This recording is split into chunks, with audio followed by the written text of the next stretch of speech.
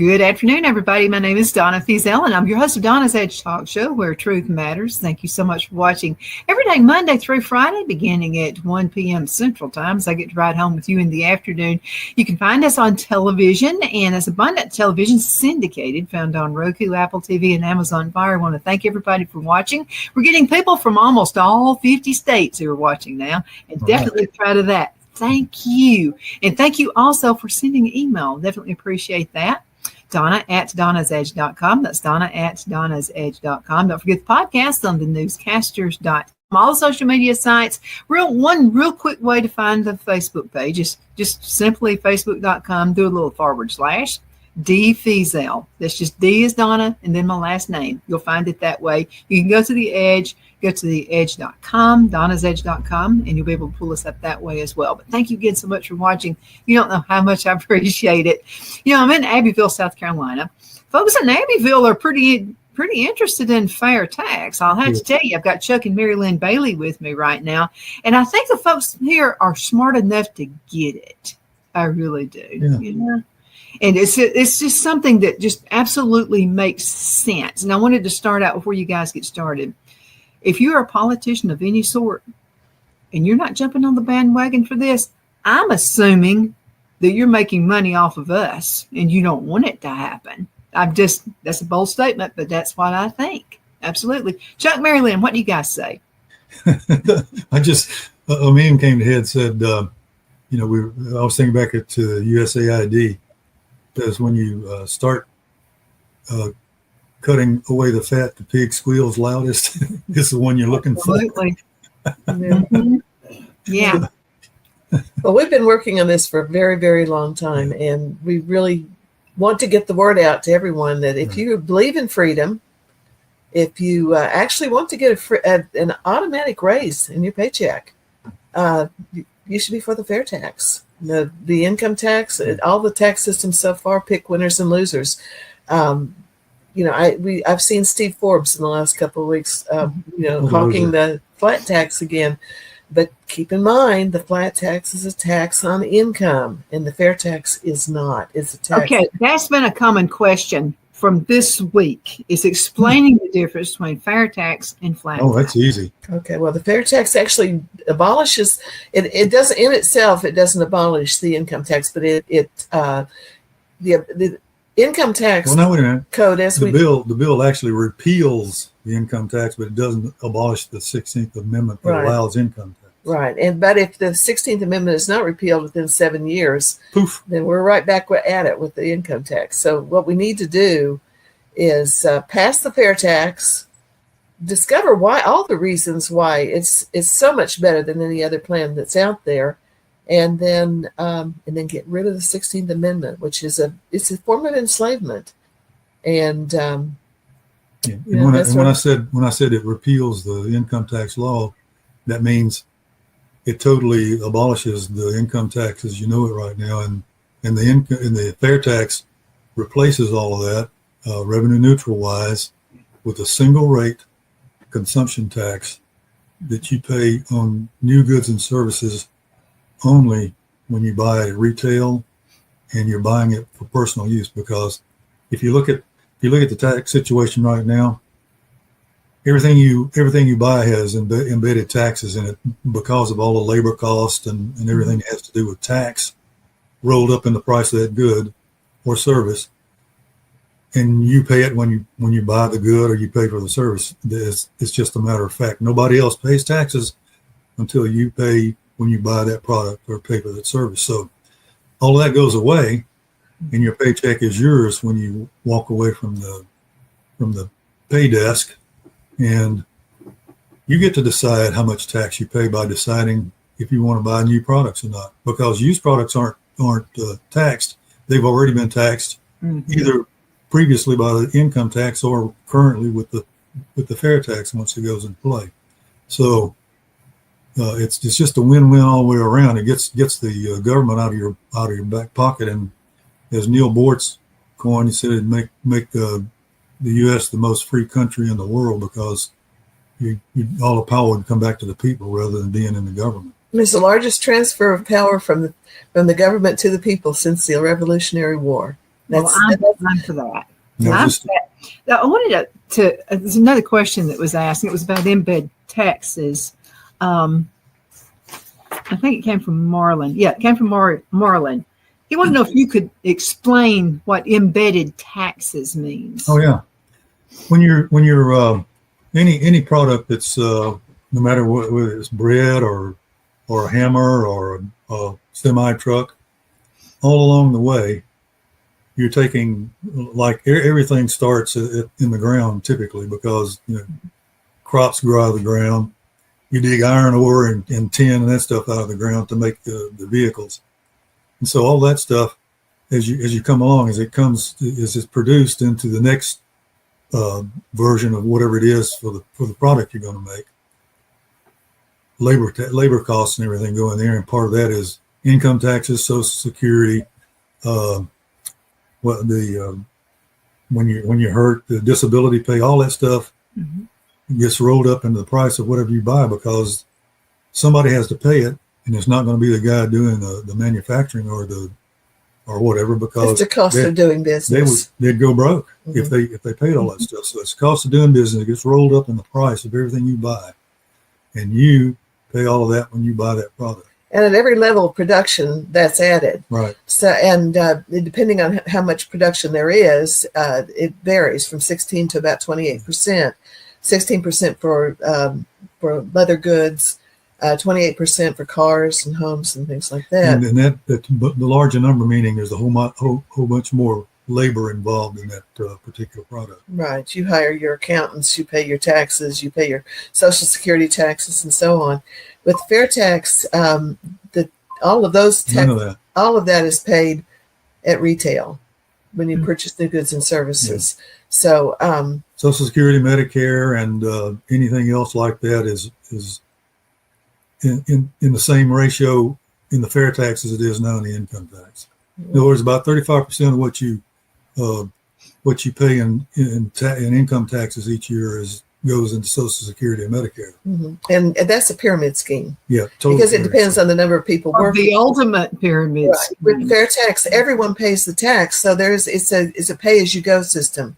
So it's not leading up to the top where everybody else is going to get screwed. So, it's the embedded taxes average about 22%, or have been averaging that.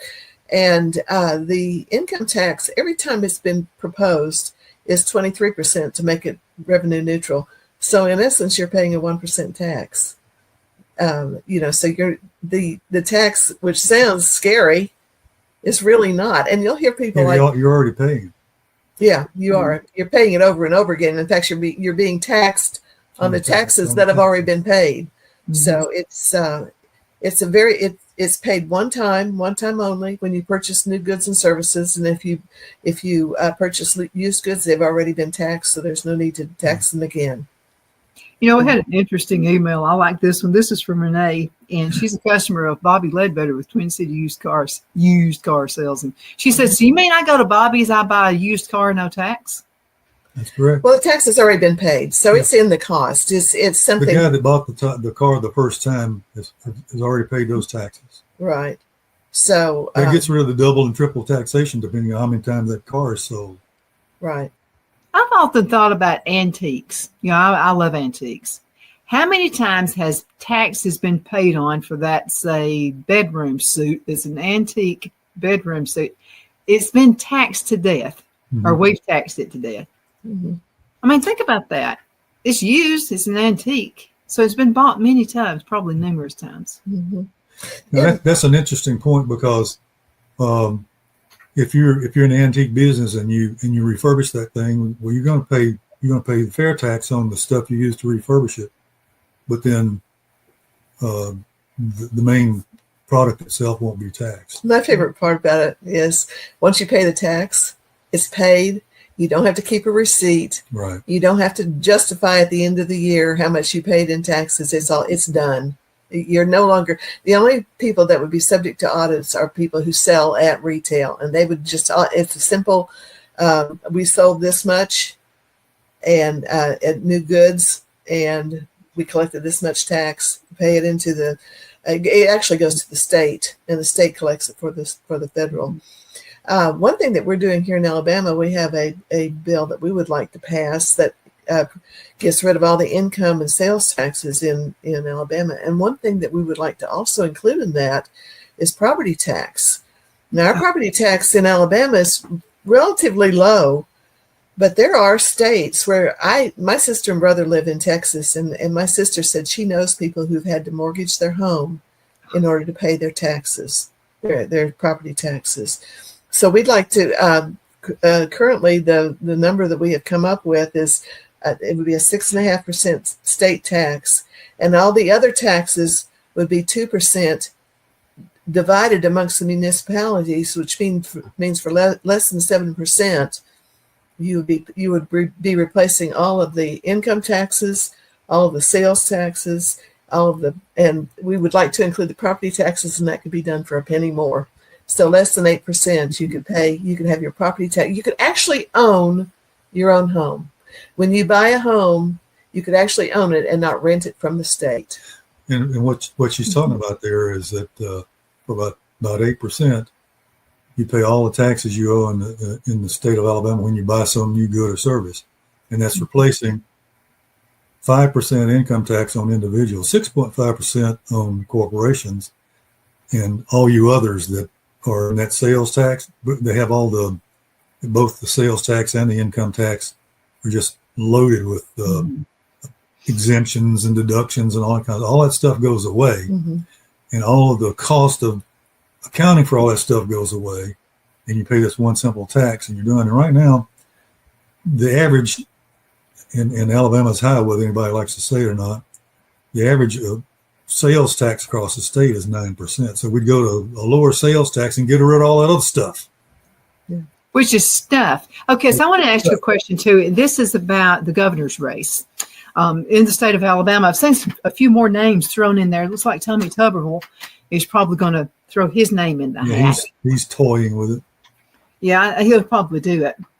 So if it comes between him and Ainsworth, who would be the strongest cheerleader for fair tax of the two? Right. No. Right now, we don't have one. Ainsworth knows about it. Yeah, but he hasn't showed his excitement yet. Yeah.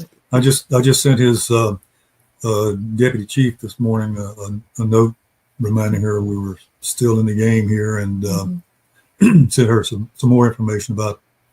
I sent her the information on property tax plus there's on Dinesh D'Souza had about a 10 or 15 minute blurb on his podcast with an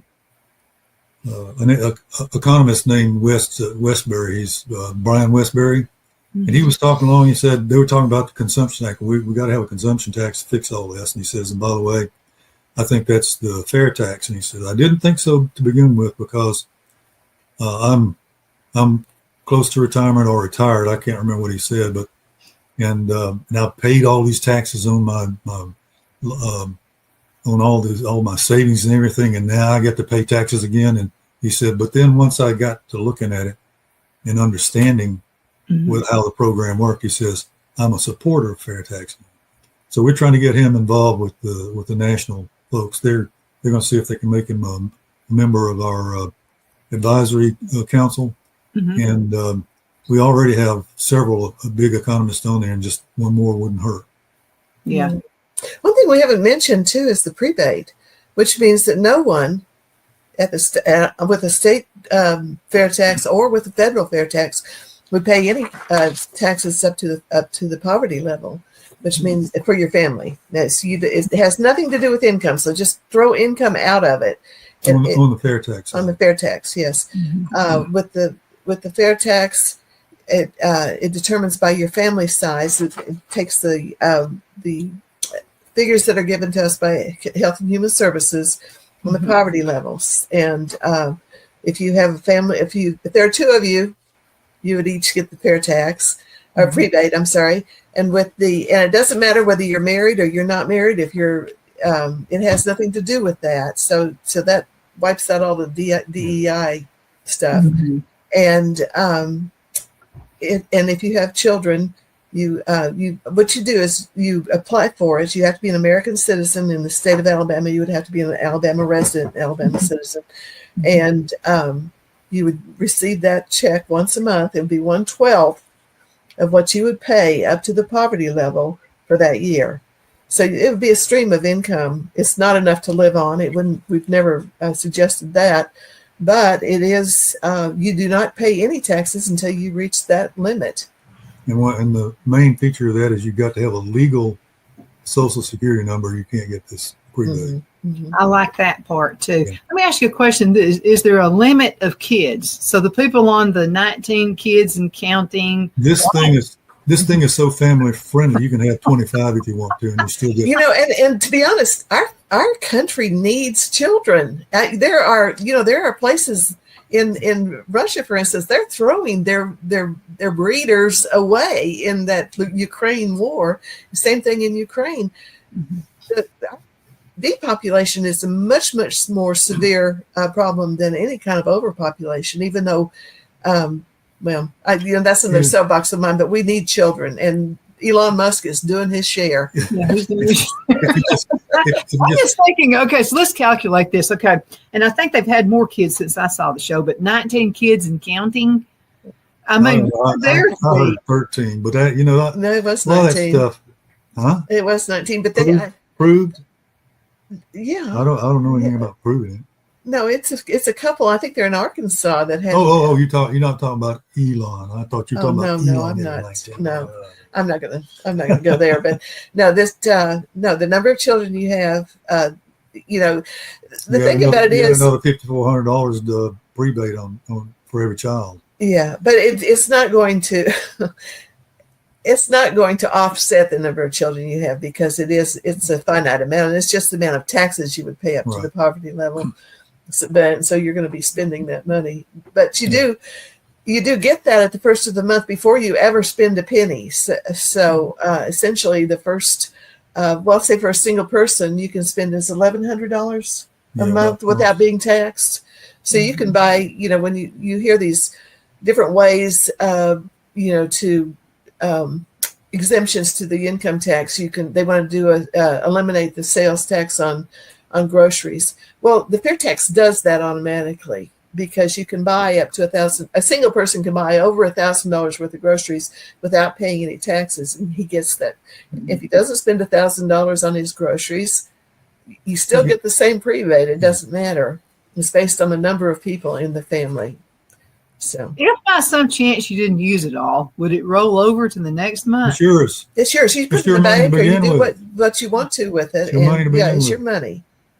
Yeah. People. Elon Musk wanted to give everybody some kind of a rebate off of the nonsense spending that's been going on with our government. Because he realizes it's our money. Yeah, that's actually a good idea, because instead of printing money out of thin air, it would be actually giving us back money that we have spent. Yeah, there is a difference, and that's not government spending. That's our spending. Yeah, that COVID money that they just printed new money. They didn't actually. It didn't come. It wasn't money that we paid in. It was money that they just printed.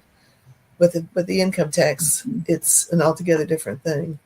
So let me ask you guys about Lindy Blanchard. I know she ran for governor, the last time out, and actually had a pretty good standing. So it looks as if she's going to be on the Trump team.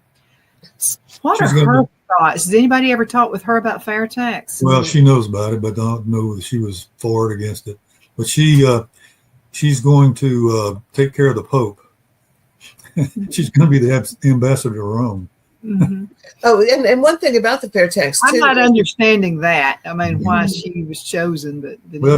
she was the ambassador of Croatia or something like that to begin with the last time, and so he said, "I'll give you a little break this time. Send you to Rome."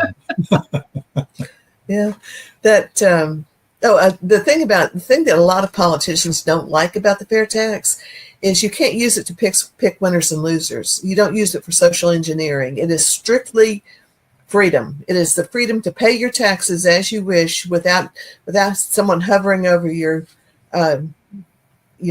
looking for a way to put you in jail or take more money from you. You simply pay the taxes when you purchase new goods and services. Oh, because if they ever come at you, you're guilty first. Yeah. I mean, they look for reasons to keep you guilty. That's a good point. Since retailers are collecting this tax, so if there's a problem, they're innocent until proven guilty, not like we are under the income tax. Mm-hmm. Because we're guilty until we can prove that we're innocent. If the government accuses you of not paying your taxes, you have to prove that you did. You got to spend they the money. Hope you're not organized. Everybody's heard the story about Phil and me. We moved. Right. It's been several years ago, and Phil kept all the paper, and I said, "I'll throw it away. That's nonsense." Mm-hmm. They can't go back that far. Well, I'm glad he didn't listen to me. Yeah. Because we actually had we would have been $10,000 less, and that would have more interest, more penalties, more whatever. And that's what they guesstimated it would be. Yeah. Another thing about the income tax too, is they're always saying we want to get the millionaires and the billionaires. But the fact of the matter is they hire more IRS agents to go after the middle class because that's where the money is. If they took every penny, if they took all of Elon Musk's $400 billion and Gates, whatever he's got and so on, that would run the government for a fraction of the year, mm-hmm. and then they would never collect that money again because who would work for nothing? Well, the math doesn't work out. How many millionaires and billionaires do you have compared to just working folks out here making a couple $100K? Mm-hmm. Couple hundred, less than 100,000. The average is less than 100,000, but you have the bell-shaped curve, and there are X number of people up here mm-hmm. making 300-400K million, but then mm-hmm. once you get past that curve really goes down fast, meaning there are fewer and fewer people do it.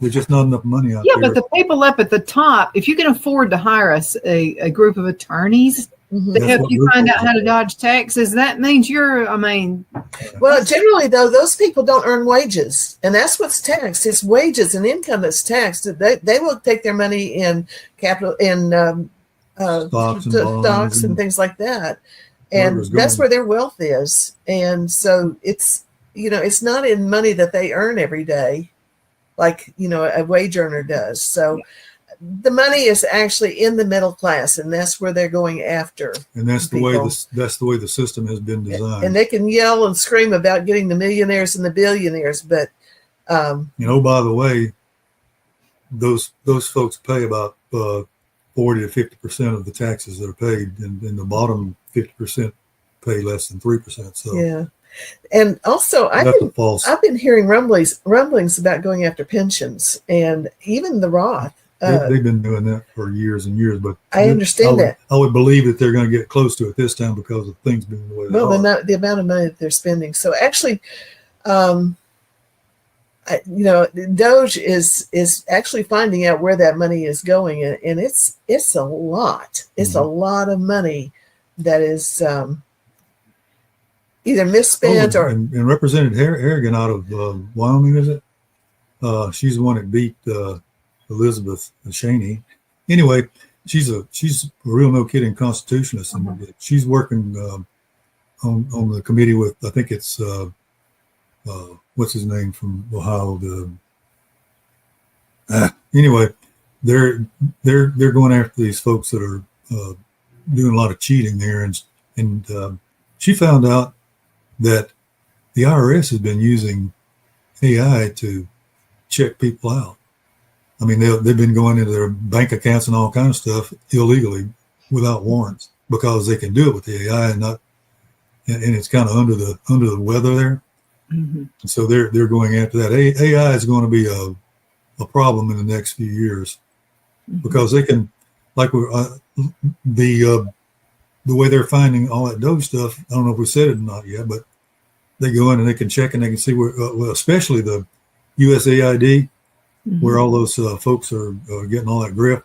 They can go in and they can say, "Oh, here's that $174,000 representative. Wait a minute, where does $430K come from? Or these millions come from?" And then they start checking where the money's banked and where it's spent and everything along the line until the final person that gets it, so they can see whether that what's her name? Psaki said it circled back and came back to that representative in grift.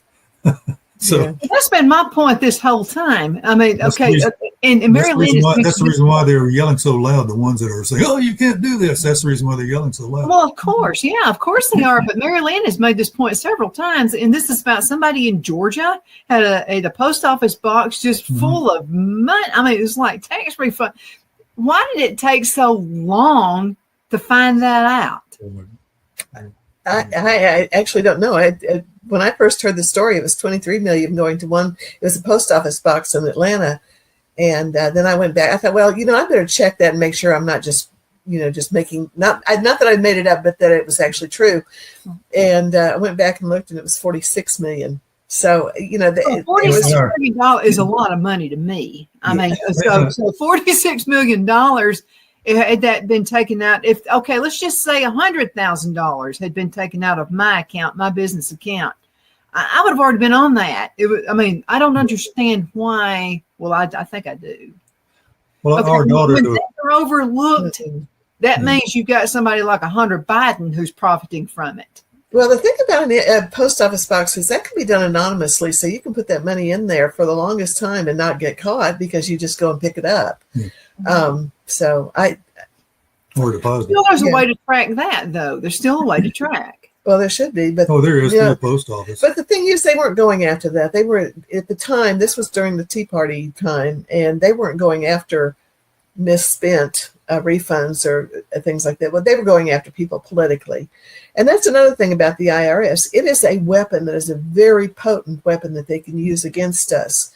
And again, if the IRS accuses you of something, it is up to you to prove that it's not true. It's not up to them to prove that it is. So,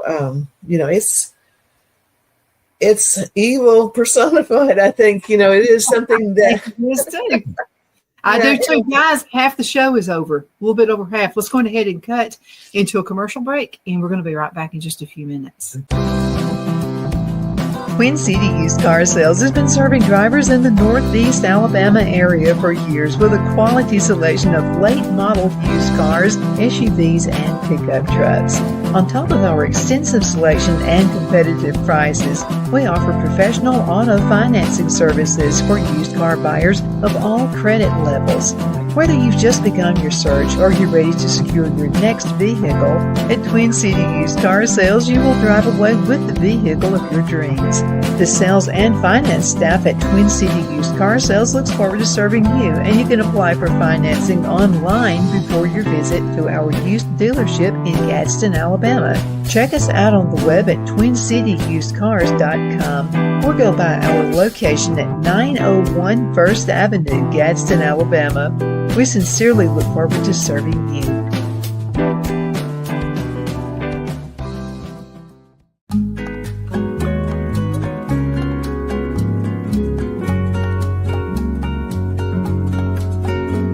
At Lamone's Mexican Restaurant, located in Henniger, Alabama, and voted Best Mexican Restaurant of DeKalb County, Alabama 2020, we're here to serve you with authentic Mexican cuisine. Order easily online by going to lamonsmex.com or call 256-657-3999 to place your order.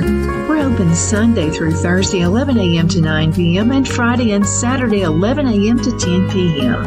Whether you're celebrating a cozy date night for two or a celebration for a crowd, at Lamone's you'll love our atmosphere and friendly servers. Thank you for dining with Lamone's Mexican Restaurant.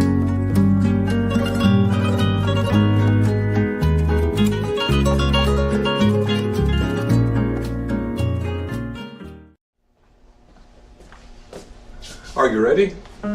We all wonder what tomorrow will bring, but the future lays itself at the feet of the prepared and surrenders to the will of the persistent. It's not easy, but today shapes you so you can shape tomorrow. With Northeast Alabama Community College, when the future asks if you're ready, you can answer yes. Begin your future at Northeast Alabama Community College. Donna's Designs offers a line of handmade memorial, wedding, and keepsake jewelry that launched back in 1970. I'm a self-trained jewelry designer, and I will work closely with you to create unique designs you can love and treasure for years to come. Whether that be flowers that were used in a funeral arrangement or stones you found on the beach at a memorable trip, call me at 256-659-4319, and let's think of the possibilities. Good afternoon. We're back. My name is Donna, and I'm your host of Donna's Edge Talk Show, where truth matters. Thank you so much for watching every day, Monday through Friday, beginning at 1 p.m. Central, as we get to ride home with you in the afternoon. You can find us on our podcast, thenewscasters.com. I'm really, really thrilled to be part of that team, and I'll have to tell you, this is a good team to be with. They will actually let you speak the truth, and nobody censors you. Now, if I were to say dirty words or something, they'd probably think, get on to me for that. But what I'm talking about, as far as is our beliefs, we're able to actually speak that. And we've all found we've got a lot more listeners than we thought we did. And I've heard that from Murray Edwards and Victoria Lee Scott, Mr. Day. By the way, Mr. Day's dad he started Days Inn. And so he is, and a smart, boy, he was a smart man. He was in the military and went on ahead and started with one hotel, and you see what it grew into, and he sold them to have more family time. So that was pretty good. So it's Clint Day come from a great family. Absolutely. So Clint, guys, thank you so much for letting me be part of the newscasters. I definitely appreciate that. The newscasters.com. You'll find us there, and all the social media sites as well. I've got Chuck and Mary Lynn Bailey with me right now. They're with Alabama Fair Tax. So you guys are hoping to be the first state. Oh, we'd love it. But you know what? I don't care. If someone would just do it, it would be successful. That would be domino. It would be a domino effect. It absolutely would, because every time we try to present the fair tax, we keep getting the question, where has it been done before? Well, this is an entirely new concept that it was developed, it's been in the works for 30 years, and it's been tested. And actually, the 23% for the federal income tax or federal fair tax is that number. I first heard that number in 1981. It was 1981. It was not the fair tax at that time, but it was the concept of collecting all the taxes, including Social Security and Medicare, and paying them all in one spot without all of the collection business that goes along with it. And I mentioned earlier that it was the 23%. Currently, the embedded taxes are about 22%. So, there shouldn't be a huge increase in cost for anything. And because you're taking home your whole paycheck, you're getting an automatic raise. I mean, you have more money in your pocket because the federal, there's no withholding. Having more money in your pocket is a good thing. Now, I would be the type to save all of it, because that's Donna's. That's the Donna. Oh, is it? Okay. And so I've done that my entire life. So I'm the penny pincher of the whole family. So, and then some people would spend it, which would be good for the economy. And then some people would donate and give to charity, which I would do that too. But donate and give to charity. I like that idea. I like the idea that I can give to the charity that I want to give to. And it would be a local charity. I think I've told you guys about, there's a national, and I'm not even going to mention their names. I don't want anybody to know, because I'm afraid they'll donate to it. But it's a national worldwide charity, I think, and it's for animals. And I almost gave to that one time. We were watching the poor little pitiful animals crying and all this kind of stuff. And then I always check out the CEO of a company. I want to know what kind of money they make. So I told Phil, I said, I think we need to give to that. And so I looked him up on or up on the internet. I Googled the CEO, his salary, way over $1 million. And they also have, and I think they need to make something, but I think there should be a limit.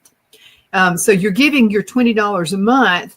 Most of that $20 that's being handed out there is to the billionaire guy who owns it. He's getting over $1 million paycheck every year. And then they have a board of directors. The least amount of money this guy made was $150,000. Yeah, I just ran across that list recently. That's one thing that politicians do, is they get on these boards and make money. And I don't know what they do. I assume they have to do something, but it could member just be just shows up for a meeting once a month. That's Hey, all they do. What's the guy's name from Maryland that was big on impeaching Trump? Raskin or Jamie Raskin. Jamie Raskin.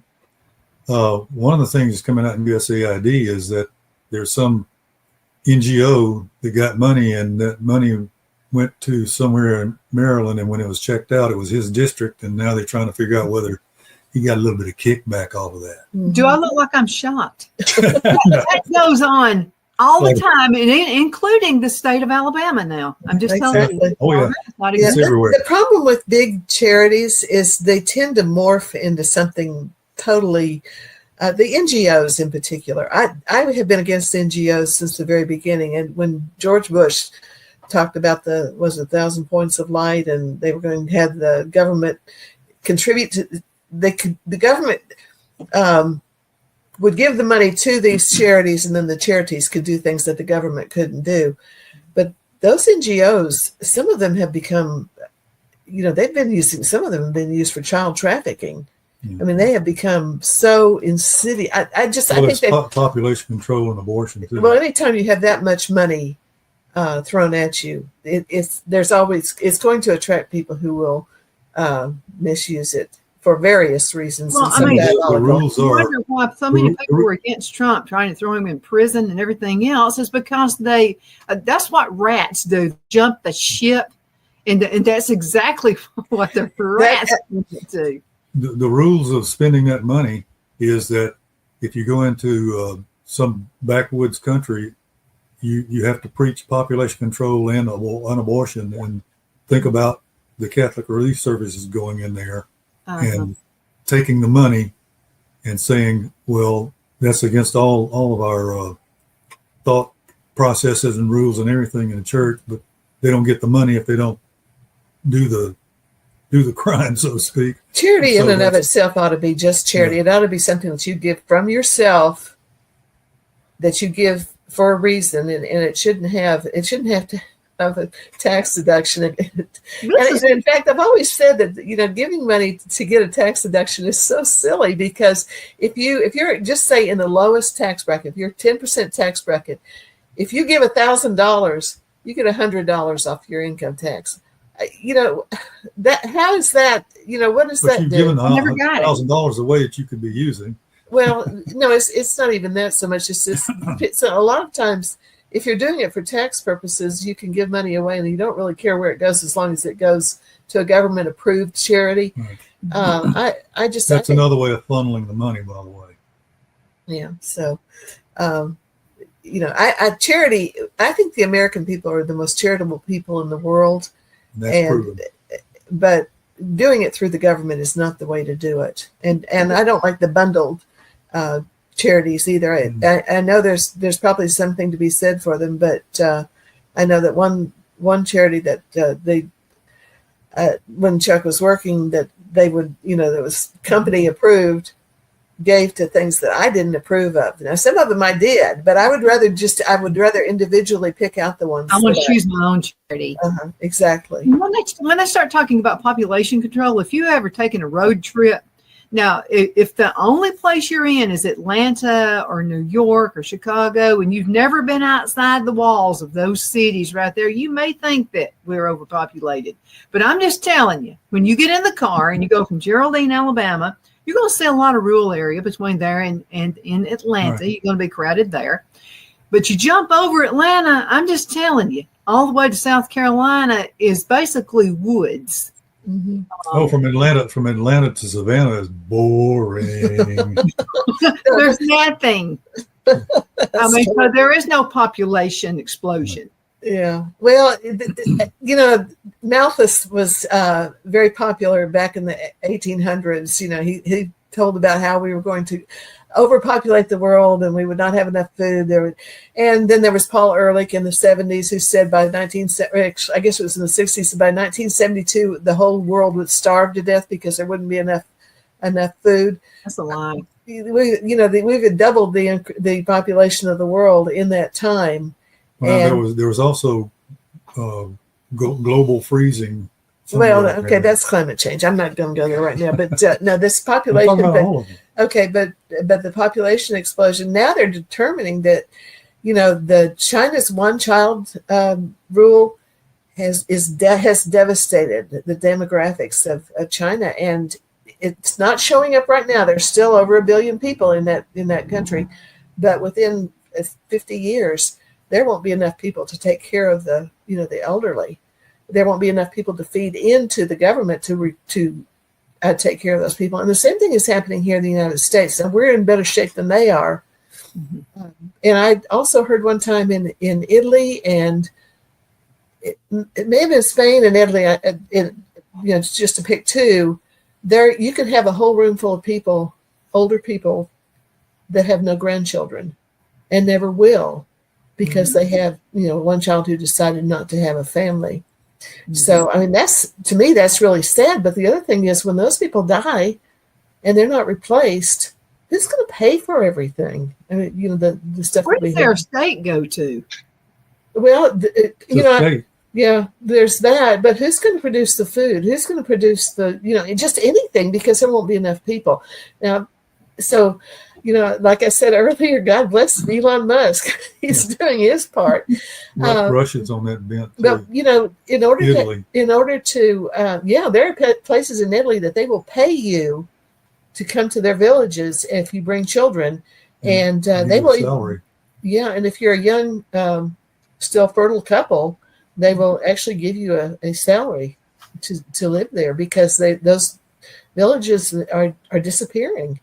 There just aren't, people they can't support themselves. So because back in the day, like my grandmother had 9 brothers and sisters. My granddad had 13 brothers and sisters.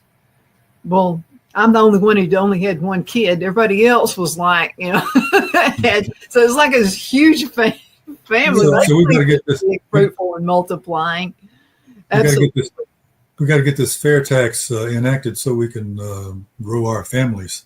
Yeah. Well, but the government is paying a place that actually gets rid of children. That's the Planned Parenthood. Yeah. Actually, preaches abortion, and of course they make money off of it, because they not only sell the products of the abortion, they get the money that they get paid for the people to produce it, to provide the abortion. So that's anyone who thinks that Planned Parenthood is a wonderful entity has no idea what. You can always get something out of a rumor. It may not be 100% correct. It may be like 97% lies, but there's always that one little bit, because back in the 1980s, I worked for a major cosmetic company. I mean, it was huge. It was worldwide. Rumors got out they were using the aborted fetuses in the skincare. Yep. And I just, at the back of my mind, I always wondered if some of that was true. I am absolutely pro-life, but it seems to me that if people who have an abortion would demand that they receive the aborted fetus so they could sell it to the people who are buying it, because there are body parts. And Planned Parenthood would not allow it.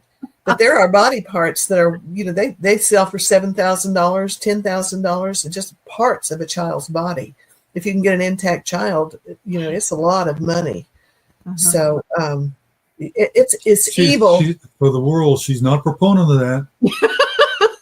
I'm just saying. She's not a proponent. No, I'm like you are about women's rights. Okay, why are the bra-burning women not upset about boys competing in sports and in beauty contests over girls? Why are they not going nuts? They should be going completely insane about that idea.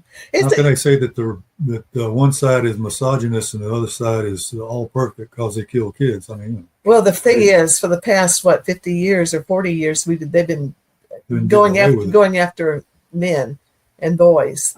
And actually, what they're doing is turning around now, as the men are taking over all the women's. Yeah. Those idiots have set women's rights back 100 years or longer. Why not just human rights? I mean, why do we have to go there? One way or the other? I know. It's envy and jealousy. I mean, you provide and then again, that's with the fair tax too. It doesn't pick winners and losers. The IRS does, and it entices people to do things that they normally wouldn't do. Mm-hmm. So it's all power, and I firmly believe in God, and I believe in the devil, and I think that the devil is insidious in all of these things. So. I do too, right in the middle of all that. Okay, let's talk about Trump's team right now.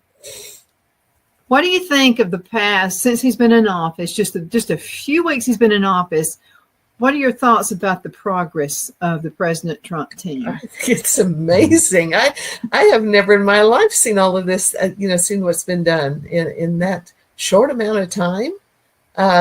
Someone told me that when he would go to rallies and he would make a promise, he would go home and put a sticky note saying, "This is what I promised today," and he is fulfilling his promises. I have never seen a politician do that. I mean, we over the years we have talked to a number of politicians who have told us, "Oh, we love the fair tax. If I'm elected, I'll do all." Now they don't even know us anymore once they get elected. So it's what Trump is doing is so awesome. I find it unbelievable. Do you know what offends me more than anything? It's for somebody, and I've had to say a lot when I was living in Alabama. Donna, you need to be in politics. It offends me. It really does. I'm like, what do you think of my character that you think I would want to be in? I mean, really, it offends me. Yeah. I don't want to be in politics because what I've seen, I've not seen the pretty of it. We have actually seen good politicians or good people who are in good candidates. Tommy Haynes. Yeah, they got rid of him. Yeah, they sure did. Yeah, he's a good man, and we have seen good people, but we've seen more than our share of bad people. And when you talk about the swamp in Washington, there's a swamp in Montgomery too. I would encourage everyone to go to Montgomery just one time and attend watch what's happening. Go into and watch a House debate. Yeah, you'll want to take a shower. It's very eye opening. I'm just telling you. And take a few people out. Take a few people off the floor with you. Yeah. When you say what it's really about. Yeah. And that's what I love about Trump. His mouth doesn't bother me whatsoever. No. To me, he's and I never was offended by that. You remember Terry Latham? Okay, so Terry was over the women's, Republican thing, or over the Republican Party in that state of Alabama. And so I remember when, 10 people was running for president at that time. So we were at this event. And so Terry, because I'd interviewed Terry a lot. And so Terry said, "Who are you going to be voting for?" And I said, "Trump." And at that time, she said, "You're what?" Yeah. You're what? No, she said, "He's the rudest." She's telling me how rude he was. And I said, "I don't think so. It reminds me of my dad." I mean, my dad don't like that. So I grew up in a household like that. So to me, it's not rude. It's speaking the truth and getting your point across. He's a businessman. So that's why people think he's offensive like that. Then Terry meets him. So Terry actually goes to D.C. She's been up there several times. She loved Trump. So she comes back and she's on the show and she said, "He is." I said, "Well, what was it like in D.C. with Trump?" She said, "He's nothing like I thought he was." He's very blunt and he's not articulate. But we have known some wonderfully smooth talking politicians that I would not invite to my house. I mean, just look at Gavin Newsom. Gavin Newsom is very slick. He's very, I don't want to say he's articulate. I don't know what he is. He's just smooth. He's a smooth operator that you tell your daughter not to date. Yeah, whenever he talks, you can just see the grunge flowing out of his mouth. But it's just that I would not trust him to do anything. I mean, I would trust him to say whatever it is that will get him what he wants, or get him more power or whatever. But with Trump, what you see is what you get, and I love that. I don't care how he says it. Nice change. Yeah, he's a rude mover and shaker. I don't know that he's rude. I think that's his persona for. That's what the news media says about it. That's his negotiation. That's his negotiation phase is what that is. Yeah. Sorry, that's his negotiation phase. Well, whatever. I mean, however he says it, we have a daughter who thinks that I wish he would just be, not speak like that. He doesn't have to offend people. Well, yeah, he does. You can be offended. Yeah, he does. It offends I'm me. offended by people who spend our money on stupid stuff. Exactly. And he's proven himself that he's not doing that. So, I mean, I'm offended by all the Republicans that didn't do that in previous years. Mm-hmm. Yeah. And got us to where we are now. Yeah, Daddy Bush. Oh, okay, yeah. So mother Republican was just card-toting Daddy Bush person. Okay, so Dad, the Republican, of course, was Bill Clinton. And so I liked Ross Perot. Because to me, he was neither, because Daddy Bush was talking about the one world order back then. Mm-hmm. Yes, he was. Yeah. And I don't understand Republicans that didn't prick their ears. That bothered me. It was like, wait a minute. He's talking about this is biblical stuff here. He's talking about one world order where it's all together. That was, to me, something to be afraid of. Yep. Before that, even before that was when he was running against Reagan and talked about voodoo economics. Now then, I just really, when that learned me quick. when Reagan picked him for vice president, I guess I understand why he did it, but it was such an awful. I mean, I almost would. I don't know. I mean, I'm so glad we had Reagan as a president. Yeah. He was a forerunner to Trump. He was he was fun to listen to. He had great speeches, and Ross Perot would have been a forerunner. Yeah. So I never liked George Bush the father, and George Bush the son got us into forever wars. Yeah, he got. Yeah, I remember Chuck and I were in the car when he was running in the primaries, and I said, he's just like his father. Mm-hmm. And I mean, I actually yelled it, and I thought, can't you see that he is his father?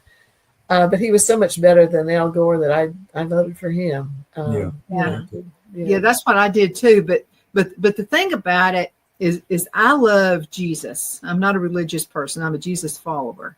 I'm not religious. But when they start out with Jesus this and Jesus that, I love God and all this kind of stuff, I start doing this. I start, whoa, wait a minute. Sometimes they'll run a platform and then you'll see sound bites where they don't act so Jesus-y, when they're around other people. That gets back to the dog they're hunting with is what they are. Yeah, that's where you get back to don't believe what they say, believe what they do. Yeah, mm-hmm. Yeah. And you can see like JD, he's always talking about Jesus and why we need to be doing things the way we are doing them now, because that's what Jesus would want, Well, I mean, he wouldn't want people. I mean, a lot of people relate, and I think that's what Trump was thinking about, because a lot of people relate to that background. Okay, where you had weird parents, not everybody had the perfect parents. Not everybody had, Leave It to Beaver parents. They're different. Anybody? I don't know anybody. I know I didn't. And so I could totally relate to him. And I remember watching this and reading it in his book, where his mother was a drug addict. Yeah.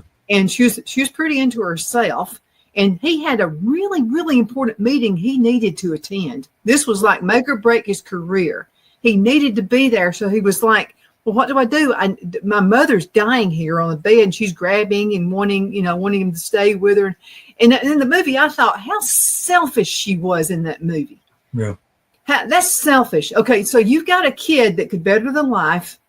Tell him to go on, is the way I looked at it. And a lot of people relate to that. And that meeting wasn't just right around the corner. It was across the state to get there.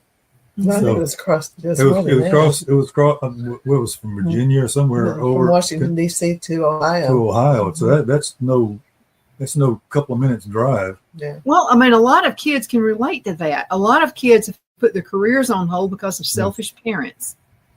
And we all got to see that part of his life. And I think Trump knew exactly what he was doing. And then a lot of people, even Republicans, were trying to bash him before the election. But I saw the movie. I read the book. Yeah. It's like, no, this would be great because he's been where we've been. Yeah.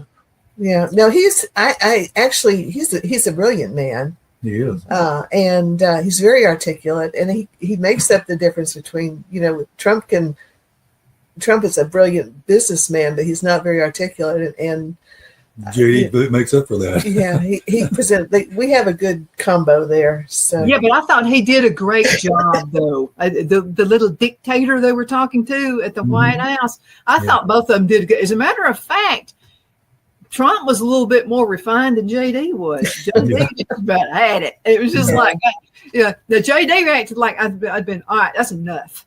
Yeah. The American people really have not had have been told exactly what Zelensky, exposure to Zelensky, because Zelensky is a dictator. He has taken the Russian Orthodox. He has made the Russian Orthodox Church, which is the primary church of the Russians that were in Ukraine, their church, and he's made it illegal. They can't speak Russian by law. They cannot speak Russian. They can't teach their children Russian. That's that kind of control. That's not. I mean, even it's just, he is not a good person. And why I didn't jump on the Ukraine train? The reason I didn't is too many liberals and too many idiot Republicans were jumping on that train. Yeah. That made me wonder. It made me wonder, wait a minute, is some of that money we're sending there, some of that going to be filtering through to some of these idiot politicians that we have in America? Well, that was why I didn't, because whatever they like, I'm totally against. Yeah. I think it has concerned me the way people have jumped on this, this Ukraine thing. And actually, if you understand the history of what happened with Russia and the promises that the United States has made to Russia since the wall fell in Berlin and the Russians, the Soviet Union got out of Germany, the promise was that they would not send NATO any farther east. And within just a few years, they had 15 new countries to the east of Germany. The whole story, I mean, it's not a one-sided thing. Now, granted, why did we have to choose a team? That was my point. Really? Well, that's it. And I think NATO is probably in and of itself a very, I think it's an evil institution, frankly. I really don't know. I mean, the purpose of NATO was to keep the USSR out of Western Europe. Well, there is no USSR anymore. Russia is a small country, and actually, they've lost. Again, talking about population, they're not having enough children to keep their population up, and not only that, they've lost. At least, I mean, I've heard various numbers, but at least 600,000 young men have been killed in that war. How about two wrongs? How about two wrongs don't make a right? No, and I'm with Trump. I don't care who wins. And the news agencies went, well, who do you want to win? Do you want Putin to win, or do you want Zelensky to win? I don't care who wins. I just want those people to stop killing each other, because those are young people that their lives have been, families are destroyed and countries are being destroyed. Just end the darn thing. Just say, okay, you got what you got. Guys, that's the timer. We're going to call it a day. Can you believe how time flies by when we have fast? Yeah. Thank you so much for being with me. You guys are absolutely awesome. What's the website? Where do people need to go? alfairtax.org or fairtax.org. Yeah. Yeah. We're looking to improve alfairtax.org. So hopefully. And if you go to alfairtax.org, look at the Alabama Economic Freedom Act, because that describes what the bill for Alabama would be. Absolutely. Guys, thank you so much for being with me. Hang around. I need to get you scheduled for next time. Okay. Thanks, Donna. And thank you guys so much for watching. Continue sending emails, Donna@donnasedge.com. And I appreciate you watching. I absolutely do. Thank you. Bye-bye.